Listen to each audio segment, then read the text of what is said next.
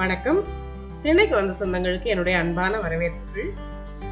இன்னைக்கு திண்ணையில நம்ம பார்க்க போறது ஒரு ஹெல்தியான பிரேக்ஃபாஸ்ட் ரெசிபி. நம்ம குயிக்கா பண்ணக்கூடிய ஒரு ஆம்லெட் இன்னைக்கு பார்க்க போறோம். இந்த ஆம்லெட் சாப்பிடும்போது நம்ம கூட பிரெட் சாப்பிட வேண்டிய அவசியம் இல்லை. இதுவே ரொம்ப ஃபில்லிங்கா இருக்கும். இப்போ என்ன ரெசிபின்னு நம்ம பார்க்கறதுக்கு முன்னால சேனலுக்கு நீங்க புதுசா வந்திருந்தீங்கன்னா மறக்காம சேனலை சப்ஸ்கிரைப் பண்ணிக்கோங்க. நான் ஏற்கனவே சொன்ன மாதிரி இன்னைக்கு நம்ம பண்ண போறது ரொம்ப ஹெல்தியான பிரேக்ஃபாஸ்ட். இப்போ இந்த பிரேக்ஃபாஸ்ட் ஆம்லெட் பண்றதுக்கு நாம 4 முட்டை எடுத்துக்கலாம். இந்த முட்டையோட நம்ம தேவையான அளவுக்கு உப்பு சேர்த்துக்க போறோம். பொதுவா வெயிட் லாஸ் பண்ணணும்னு நினைக்கிறவங்க எல்லாம் காலையில இந்த மாதிரி நிறைய நார்ச்சத்து இருக்கிற பிரேக்ஃபாஸ்ட் எடுத்துக்கிட்டா அது நல்லது. இப்போ நம்ம இந்த ஆம்லெட்ல என்ன சேர்க்க போறோம்னா ஓட்ஸ் சேர்க்க போறோம். இப்போ நம்ம அந்த முட்டை 4ஐயும் நல்லா அடிச்ச பிறகு அது கூட 1/2 கப் அளவுக்கு ஓட்ஸ் சேர்த்துருக்கோம். இந்த ஓட்ஸையும் சேர்த்து இப்போ கொஞ்சம் கலந்துட்டு ஒரு 5ல இருந்து 10 நிமிஷம் நம்ம இதை கொஞ்ச நேரம் வச்சுட்டு அதுக்குள்ள நம்ம இந்த ஆம்லெட்ல சேர்க்க வேண்டிய காய்கறிகளை தயார் பண்ணிடலாம்.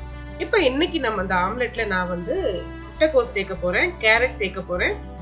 வெங்காயம் தேவைன்னா நீங்க சேர்த்துக்கலாம். ஆனா நான் வெங்காயம் இன்னைக்கு சேர்க்கல. முட்டைக்கோஸ், கேரட், அது கூட பச்சை மிளகாய், கொத்துமல்லி உடம்புக்கு ரொம்ப நல்லது. நம்ம நிறைய சேர்த்துக்கலாம். அதுவும் ஒரு கீரை மாதிரி தான். இப்போ நான் 1/4 கப் அளவுக்கு முட்டைக்கோஸ் நல்லா பொடியா நறுக்குனது சேர்த்திருக்கேன். இது கூடவே நம்ம துருவுன கேரட் 1/4 கப் சேர்த்துக்கலாம். இப்போ கேரட்டையும் கலந்துட்டு அது கூட 1/4 கப் அளவுக்கு நான் 1/4 கப் அளவுக்கு கொத்தமல்லியும் நறுக்கி எடுத்து வச்சிருக்கேன். அதையும் சேர்த்துக்க போறோம். இப்போ கொத்தமல்லியும் நான் சேர்த்துட்டு இப்போ நம்ம இதெல்லாம் சேர்த்து நல்லா கலந்துக்க போறோம். இப்போ கடைசியா ஆம்லெட் தயார் பண்றதுக்கு முன்னாடி நம்ம உப்பு சரியா இருக்கான்னு பார்த்துட்டு அதுக்கப்புறம் இப்போ ஆம்லெட் பண்ணலாம். இப்போ நான் ஒரு 1/2 டீஸ்பூன் அளவுக்கு எண்ணெய் எடுத்திருக்கேன்.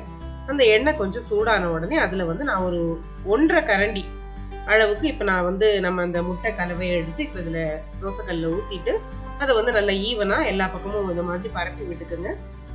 இந்த மாதிரி பரவலா விரிச்சு விட்டுட்டு அதுக்கப்புறம் இதை கொஞ்ச நேரம் நாம மூடி வைக்க போறோம். ஏன்னா வெஜிடபிள்ஸ் எல்லாம் போட்டிருக்கோம் நாம இதுல. அதுக்கு குக் ஆகிறதுக்காக நாம ஒரு 45 செகண்ட்ல இருந்து 1 நிமிஷம் வரைக்கும் நம்ம இதை குக் பண்ணலாம். இந்த மாதிரி தீ மிதமா இருக்கணும். அந்த மாதிரி வச்சுட்டு நீங்க குக் பண்ணீங்கன்னா அந்த காய்கறிகளும் நல்லா வெந்துடும்.